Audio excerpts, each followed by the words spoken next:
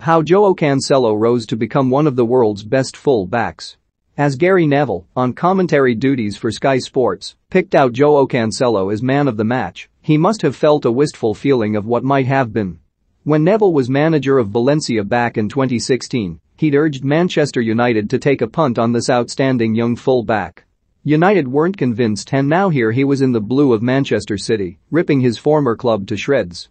Cancelo produced one of the most complete performances by a fullback you're ever likely to see in the Premier League, underlining precisely why Pep Guardiola now trusts him in pretty much every match.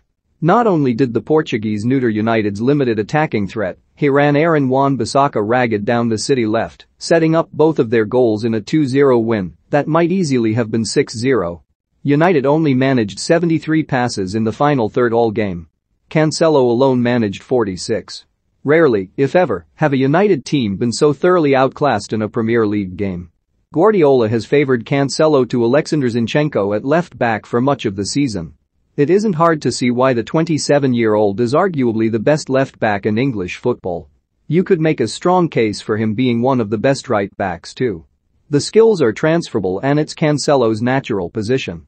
His versatility works nicely for Guardiola. There were times, notably during his first season at the Etihad in 2019-20, when Cancelo didn't look like a £60 million player, the most expensive right back in history. Even last season, despite being a regular starter in both the Premier League and Europe, Guardiola went with Zinchenko at left back in the Champions League final against Chelsea, with Cancelo an unused substitute. But things have reversed this season. Now the Portuguese player is undroppable, fully at ease on either side of City's defense, and even playing a hybrid role in midfield when required.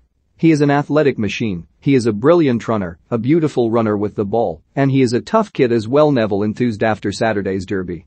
He is strong, he is brave in his defending, he affects the game in defense and in attack, and he is delivering what I thought he would. He was playing left back, and he plays equally well as a right back. He can play midfield. He makes this City team better, and that is a hard thing to do. Premier League only matches. 11 goals. 0 assists. 2 duel success. 50.83% tackle success. 65.22% interceptions. 26 recoveries. 63 dribble success. 51.85% passing accuracy. 85.61% courtesy of Opta. Neville only managed Valencia for 4 months, but it was enough to realize the quality of Cancelo, who was then 22. He was his own worst critic at that time, cursing himself even after making a mistake in training.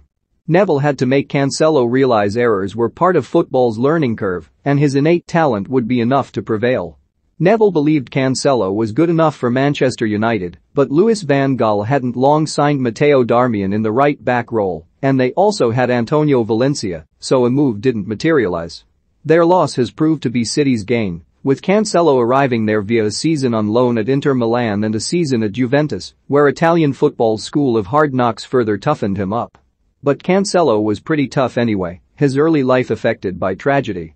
He was 18 and sat alongside his brother Pedro, then 9, in the back seat when his mother Filomena was killed in a car accident near Lisbon in January 2013.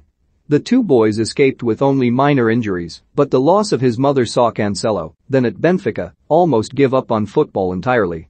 He stayed away from training for a month, but a heart-to-heart with his father Jose saw Joao return to his club with a newfound mission: to make his mother proud.